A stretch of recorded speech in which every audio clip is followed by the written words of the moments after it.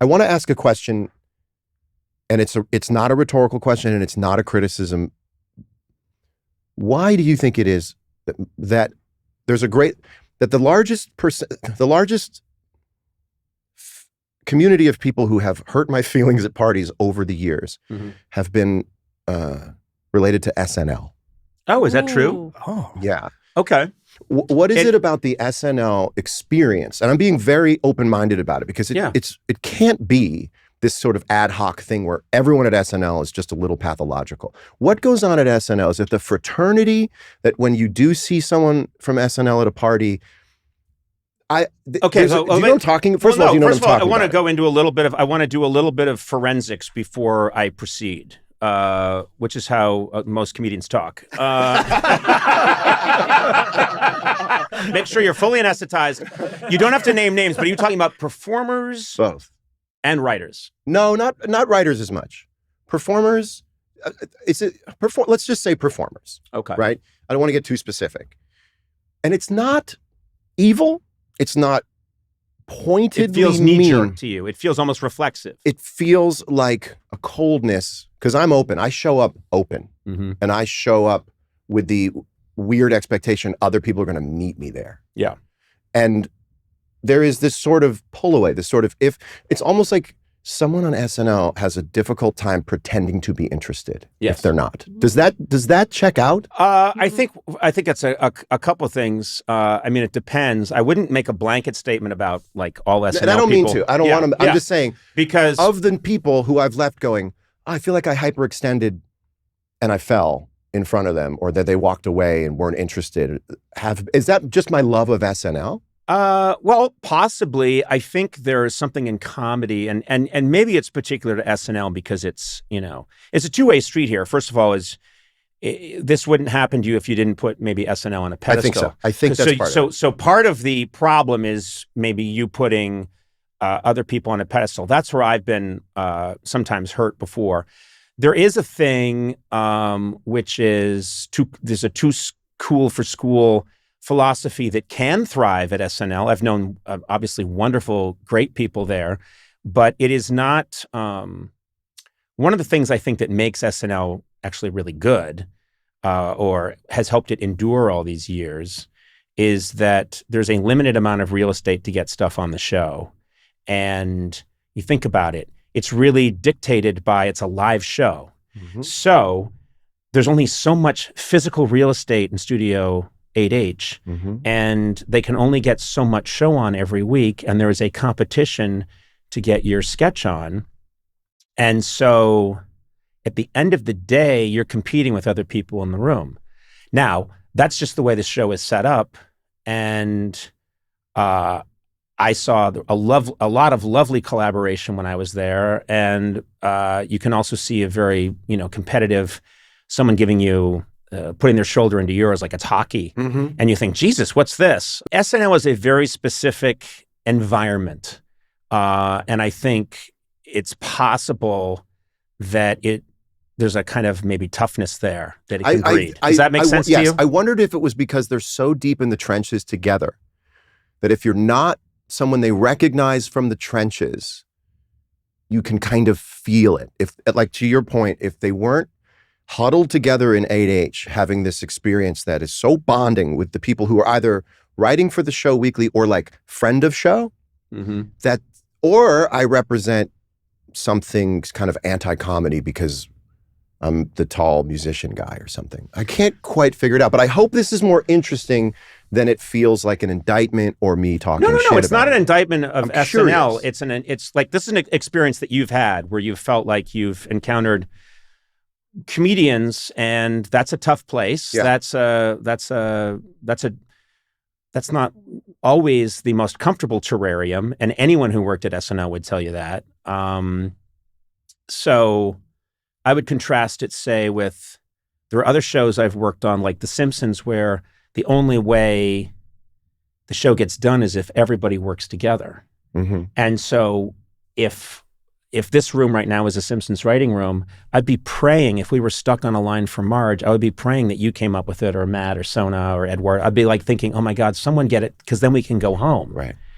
And that wasn't always the way at SNL, because SNL felt more like I joined the Marines. And it was really scary, and I got yelled at, and I had to do push-ups. This would check out. But I say that with a huge caveat, because I've talked about SNL before, and I think sometimes it's been misrepresented. I loved that job, and that job changed my life, and I learned a shit ton there, and I wouldn't change a thing. So at the same time, it's both. Yeah, it's both. And mark the out point where we would edit this, because sometimes my curiosity. You're making my job easier. Thank you. Yeah. Sometimes my curiosity sounds like this very kind of shrouded criticism of something, but it's really me going, else? what is it? But can I say something else that is... I'm on Conan's podcast, and he asked me if he could say something else. Yeah. Permission granted, Conan. I'm sorry. I just remembered you playing Buckets of Rain, and my penis went up inside my lungs. Come on. Which is quite a void, by the way. Oh, yes. No, you had a penile embolism. Yeah, I did. My doctor's like, "What's this doing in here?" And my penis is like, "There's so much oxygen. This is fantastic." Oh my God. But okay, I'm going to tell you, I have had the exact same, and I'm not a big believer in naming names, but there are certain comedians who are my generation, or maybe a little older than me, just a little bit older, but certain comedians that come from stand-up specifically who I've met over the years, and they have left me feeling that way. Yeah, not broken, not destroyed, but okay. You know when you have an interaction with somebody and you leave, and you just have, your body knows before your mind does. So I leave the interaction, and I feel like sometimes you bump into, and this is just not talking about famous people talking to famous people, blah, blah, blah. This is about talking to other human beings. Sometimes you bump into someone and you leave and you feel like you've been nourished. Mm-hmm. You just have this nice, really nice feeling, and you just feel lifted. And I'm mentioning a name right now because I just randomly ran into him the other day, but I saw, it was in a restaurant, and I'm walking out and Tom Hanks is there. And anytime I bump into that guy, I leave with this tingly, he does something. He's Santa Claus. That makes me feel like, that old way of like, he gave me a candy cane. Yes. Which I found creepy, by the way. He tried to lure me to his van. No, but, he was there with Rita, and I just felt, I left and I felt like, it wasn't like oh my God, that was Tom Hanks, because I've, worked with him and done a bunch of things with him over the years and interviewed him. It was more just that he was so funny, and I could see like he saw me as a person, and we had this nice moment, and I left, and he made me feel better. And he does that for everybody. He does that for the person who's changing the oil in his car, as if he goes himself. I've seen it. I mean, I've seen him do it. It's a magic trick. And people talk about that, but he's really beautiful that way. But these people I'm talking about, these other people who will go unnamed, I've had interactions with them. And when I leave, I always feel like they've just taken, there's like a little bit of shit on their finger, and they put it on my smeared it on my forehead. So specific. Yeah, and you know what? Well, and also I realized later on they did do that. Conan. These are very specific people they put their finger up their ass, and then they anoint you. Conan. They do it. Like Ash Wednesday. It's true. It's like Ash Wednesday, but with shit. You may not be able to play the guitar like you want to, but you are a born lyricist. That's why we're going to write a song. Shit Finger Jones is going to be... All I know is that it's in E. But Shit Finger Jones. That's so Have you heard the Decca box set of Shit Finger Jones? Oh, some of the deep cuts are fantastic.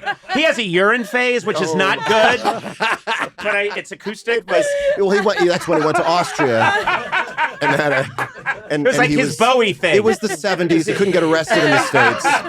He ended up in Austria under the Alligator Records imprint. But all I'm saying is that there is always... By the way, real quickly, yeah. It is such a great metaphor for someone who has a great thing going with Shit Finger Jones, and then one day goes, what about piss? Yeah. And then everybody goes, we don't like the piss thing. We like to use the shit thing, which is a metaphor. We tried it. We have tapes. We can play for you. It didn't work. We tried piss. The label came to him and said, it's all about piss now. Yeah. when you put urine on someone, they don't always know that it was urine. It's a backwards feel like move. sweat. Yeah, it's going back. Yeah. It's going back. It's regressive. And that is TikTok. But exactly. In a world of shit, I'm being sold piss. But there's your lyric right there. Just cut me in for 1%.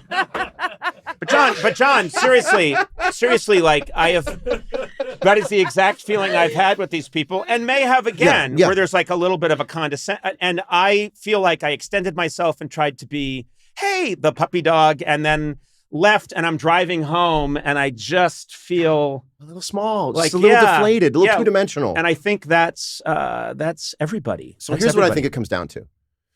Certain people are nourishers, and certain people can give energy, and other people defend their energy. Mm-hmm. And I think I'm a nourisher. I want to show up with another person who's going to meet in the middle, and we're going to give.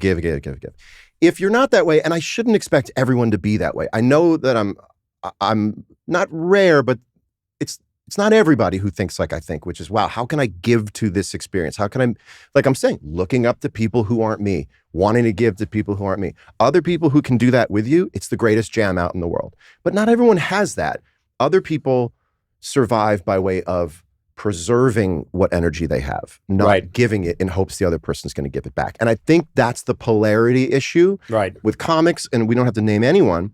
It's also sometimes musicians, but musicians are more of a closed loop in what makes them happy and where their validity comes from, their validation comes from. So if a giver is talking to someone who's a defender, then that's when the giver leaves going, but I don't think the defender leaves going, was I a little cold? No, I think, no, they're not concerned about it. And there are people, and we're talking about a very specific thing, comedy, show business, but they're just people out in the world where my best analogy is the sixth sense. I'm around these people, and before I even see them, I can see my breath suddenly. I couldn't see my breath before, but now I can see my breath. And then I turn around, and that person is standing right there, you know? So let me ask you this question. Knowing that, if you can predict that, especially with certain people, will you give less as a self-protection method? Yes. Yeah. I will not only give less, but I will also say, life's too short. I don't think I'll go to that party. Mm-hmm. I think I choose not to interact with. I mean, we're talking about Pat Sajak. Let's put it on the table. But I've learned with certain people. I mean, he literally put shit on my forehead. He was the first and guy you that can did it. see it on the wheel. You can see it on the wheel. You can see it on the wheel. It's how they mark the wheel. It's how you cheat. It's how you cheat in Wheel of Fortune. Because he always puts it. There's a little bit of shit right near the. It's like marking cards. Yes. No, seriously, look at Wheel of Fortune closely. You'll see a little bit of shit. It goes like this. Tick, tick, tick, tick, tick, tick, tick, tick, tick, tick, tick, tick, tick, tick, tick, tick, tick, tick, tick. And see, John can hear it because John has a musician's ear. I have the perfect pitch. It's very subtle. Slish. Slish. Slish. I saw a piece of corn fly off the wheel once. I swear to God. And they cut to Sajak, and he was eating corn on the cob. He was. And he said, chomp, chomp, we got a real good show for you today. Who the fuck eats corn on the cob? On television. On television. While he's hosting a game show. Anyway, he'll get his. You'll get yours, Sajak. Pat Sajak is somewhere. Someone's telling him, Conan really outed you on the show for shitting onto your hand and rubbing it on the wheel. Or he goes out to go to the supermarket and everyone's yelling at him, Corn Man. Hey, Corn Man. And he doesn't know why. Hey, Corn Man. Shit on the wheel lately? Or he goes, they found me out. Yes. That's what he does. Somewhere Sajak's like, no, how does he know?